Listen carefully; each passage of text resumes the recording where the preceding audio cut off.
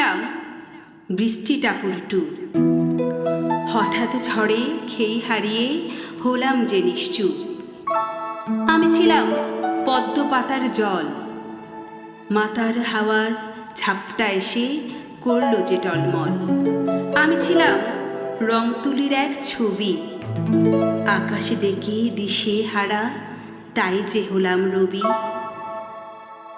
আমি ছিলাম বাতাস মৃদুমন্দ, পাহাড়ের ওই ঝর্ণার তান দিল সুরের ছন্দ।